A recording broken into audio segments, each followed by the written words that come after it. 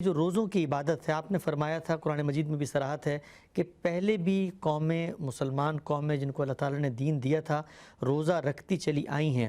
رسالت مآب صلی اللہ علیہ وسلم کو جب یہ حکم دیا گیا، کب دیا گیا، کیسے دیا گیا، کہاں دیا گیا، کب اس کی ابتدا ہوئی ہے؟ یہ بات تو ہر شخص کو معلوم ہے کہ روزے کی عبادت ایک قدیم ترین عبادت ہے۔ دنیا کے جتنے بھی مذہبی تصورات ہیں ان میں جس طرح سے پرستش کے لیے بعض آداب یا مراسم مقرر کیے گئے ہیں، اسی طرح روزہ بھی ایک عبادت رہی ہے۔ دین ابراہیمی کی روایت میں ہم قریش کے ہاں بھی روزوں کا ذکر دیکھتے ہیں۔ عاشوراء کے روزے کی بحث میں بہت سی روایتیں خود ان لوگوں نے نقل کر دی ہیں جو عرب کی قدیم تاریخ پر کام کرتے رہے ہیں۔ بنی اسرائیل کے ہاں بھی اگر آپ بائبل کے مجموعہ صحائف میں دیکھیں تو جگہ جگہ روزوں کا ذکر ہوا ہے۔ پھر روزوں کی بعض اقسام بھی زیر بحث آئی ہیں، یعنی خاموشی کا روزہ رکھ لینا، کوئی بات نہ کرنا، ان کے آداب حدود سے متعلق بھی بہت سی چیزیں بائبل کی آیات میں، بائبل کے مباحث میں، بائبل کی تاریخ میں ہم کو ملتی ہیں۔ یہ تو روزے کا معاملہ ہوا۔ روزوں کے بارے میں یہ بات کہ کوئی ایک ماہ یا ایک وقت اس کے لیے مخصوص کیا جائے، بنی اسرائیل کے ہاں تو یہ چیز موجود ہے، اور بنی اسرائیلی نہیں بلکہ خود مسیحیوں کے ہاں بھی اس کی روایت رہی ہے، لیکن قریش کے ہاں اس طرح کی کوئی روایت تو صراحت کے ساتھ نہیں ملتی، یعنی رسالت مآب صلی اللہ علیہ وسلم سے پہلے۔ البتہ یہ بات تاریخ کی روایات سے واضح ہوتی ہے کہ رمضان کے مہینے کو ایک خصوصی حیثیت حاصل تھی۔ اچھا، پہلے سے حاصل تھی۔ اور یہ رمضان کا مہینہ ہے کہ جس کو عبادت کا مہینہ سمجھا جاتا تھا۔ چنانچہ غار حرا سے رسالت مآب صلی اللہ علیہ وسلم سے متعلق جو روایات ہم تک پہنچی ہیں ان سے یہ معلوم ہوتا ہے کہ اس ایک مہینے میں اعتکاف کی روایت رہی ہے۔ اچھا، اور یہ اعتکاف کی روایت یہ نہیں کہ رسالت مآب صلی اللہ علیہ وسلم سے شروع ہوئی ہے، یہ اس سے پہلے آپ کے دادا بھی اہتمام کرتے تھے، یعنی عبد المطلب بھی ایک ماہ کا اعتکاف، جس میں ظاہر ہے کہ جس طرح سے ابراہیمی روایت میں دعا ہے، مناجات ہے، اللہ سے تعلق ہے، کچھ غور و فکر ہے، اس کا اہتمام کیا جاتا تھا۔ اسی طرح یہ بات بھی معلوم ہوتی ہے کہ اس مہینے میں جب اعتکاف کیا جاتا تو اس کے ساتھ ہی بہت کچھ انفاق، اللہ کی راہ میں خرچ، یتیموں اور مسکینوں کو کھانا کھلانا، اس طرح کی بعض اور نیکیوں کا اہتمام بھی لوگ کرتے تھے۔ اس طرح کی روایات ہم کو عرب کی قدیم تاریخ میں ملتی ہیں۔ رسالت مآب صلی اللہ علیہ وسلم پر جب اللہ تعالیٰ نے نبوت کا فیصلہ کیا اور یہ بتایا کہ اب آپ اللہ کے پیغمبر بنا دیے گئے ہیں، تو یہ معلوم ہوتا ہے کہ سب سے پہلے جن چیزوں کی تعلیم دی گئی ان میں اہم ترین چیز نماز تھی۔ نماز پہلے بھی موجود تھی، نماز کے تصور سے اہل عرب پوری طرح واقف تھے، بلکہ روایتوں سے معلوم ہوتا ہے کہ نماز کا اہتمام کرتے تھے، یعنی جس طریقے سے نماز پڑھی جاتی تھی اس کے بہت سے شواہد ہم کو صحابہ کرام سے ملتے ہیں، بلکہ میں نے خود اپنی کتاب میں وہ روایت نقل کی ہے، اور وہ بخاری کی روایت ہے، یعنی ہمارے ہاں بھی مستند روایتوں میں شمار ہوتی ہے کہ سیدنا ابو ذر یہ بیان کرتے ہیں کہ میں تو رسول اللہ صلی اللہ علیہ وسلم کو ملنے سے پہلے ہی نمازوں کا پابند ہو گیا ہوا تھا۔ تو نمازوں کا اہتمام کرتے تھے، قریش بھی کرتے تھے، یعنی ان کے صالحین جس طرح ہمارے ہاں ہوتا ہے۔ اور یہ بات بھی معلوم ہے کہ خود قریش کے اندر بہت سے لوگ تھے کہ جو یہ سمجھتے تھے کہ ہم تو ابراہیمی روایت کے مطابق دین کے آداب بجا لاتے ہیں۔ رسالت مآب صلی اللہ علیہ وسلم کی اپنی شخصیت کے بارے میں بھی یہ معلوم ہے کہ آپ نے کبھی نبوت سے پہلے بھی شرک نہیں کیا، آپ توحید ہی کے ماننے والے تھے، آپ نے کبھی وہ چیزیں نہیں کیں کہ جو مشرکانہ بدعات کے تحت اختیار کر لی گئی تھیں۔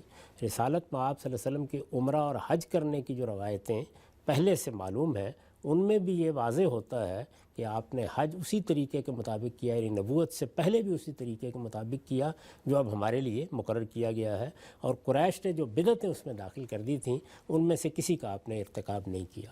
چنانچہ روزے رکھنے کے معاملے میں بھی یہ صاف معلوم ہوتا ہے کہ ایک عمومی طریقہ تو اختیار کر لیا گیا تھا کہ روزے رکھے جاتے تھے۔ چنانچہ عاشوراء کے روزوں کے بارے میں آپ کو بہت سی روایات ملتی ہیں کہ ان کا اہتمام ہونے لگا تھا، لیکن جو کچھ ہمارے پاس تاریخی معلومات ہے اس سے یہی واضح ہوتا ہے کہ مدینہ میں آنے کے بعد کسی وقت رسالت مآب صلی اللہ علیہ وسلم نے اللہ تعالیٰ کی ہدایت کے تحت لوگوں کو اس کا پابند کیا ہے کہ اب ہم رمضان کے یعنی اس پورے مہینے کے روزے رکھیں گے۔ ٹھیک، تو یہ پورے مہینے کے روزے رسالت مآب صلی اللہ علیہ وسلم نے جاری کر دیے، یہ متعین طور پر جاری کیے گئے۔ اس کے لیے رمضان ہی کا مہینہ مقرر کیا گیا۔ ان کی ابتدا قرآن مجید کے کسی حکم سے نہیں ہوئی۔ اچھا، قرآن مجید میں جو سورہ بقرہ میں حکم بیان ہوا ہے وہ اصل میں اس فیصلے کی حکایت ہے، یعنی فیصلہ ہو چکا، رسالت مآب صلی اللہ علیہ وسلم کی ہدایت کے مطابق لوگ روزے رکھنے لگ گئے، اس کے لیے رمضان کا مہینہ مقرر کر دیا گیا۔ ان میں سے کوئی چیز بھی ابتداً قرآن میں نہیں آئی۔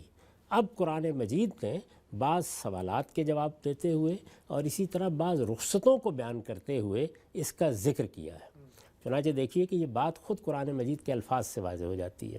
ابتدا یہاں سے کی ہے کہ یا ایھا الذین آمنوا کتب علیکم الصیام کما کتب علی الذین من قبلکم لعلکم تتقون، یعنی یہ جو روزے تم پر فرض کیے گئے ہیں، کون سے روزے؟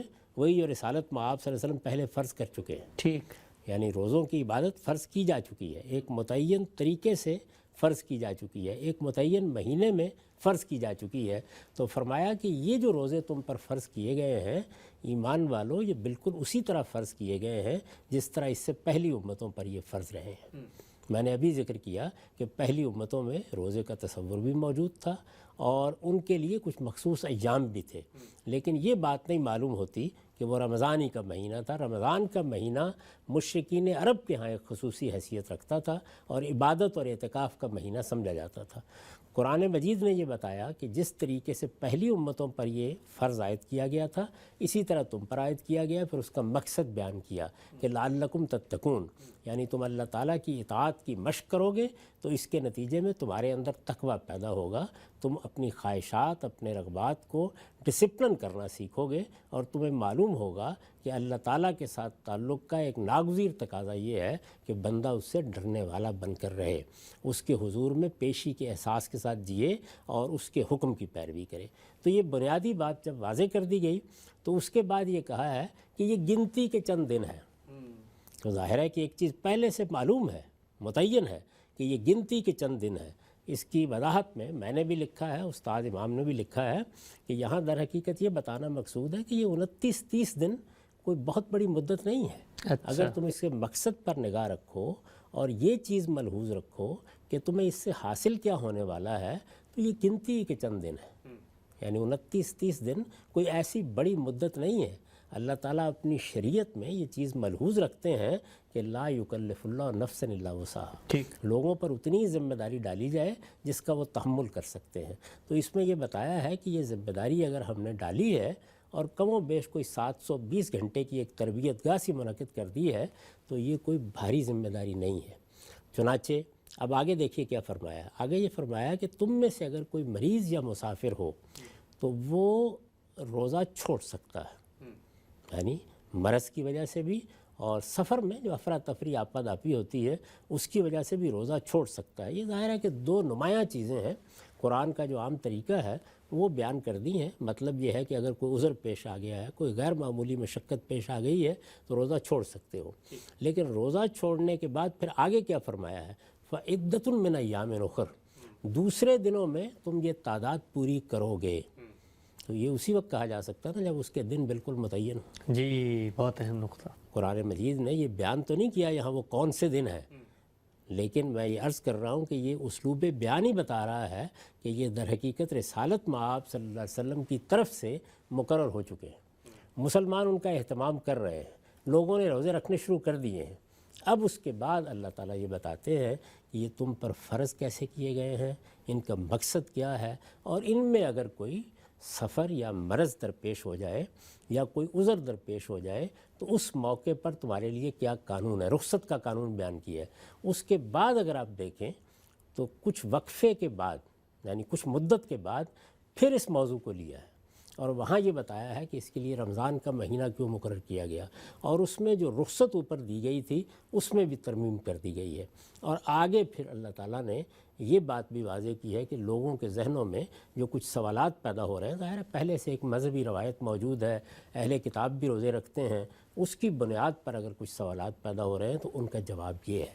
تو اس سے یہ بات خود واضح ہو جاتی ہے کہ روزوں کے لیے رمضان کے مہینے کو رسالت مآب صلی اللہ علیہ وسلم نے مقرر کیا، ظاہر ہے اللہ کی ہدایت کے مطابق مقرر کیا، یہ آپ ہی کی طرف سے شروع کیے گئے روزے لوگوں نے رکھنے شروع کر دیے۔ قرآن مجید میں سورہ بقرہ کی آیات پہلے سے جو چیز عمل میں آ چکی ہے اس پر تبصرہ کرتے ہوئے کچھ رخصتیں بیان کرتی ہے، کچھ سوالوں کے جواب دیتی ہے۔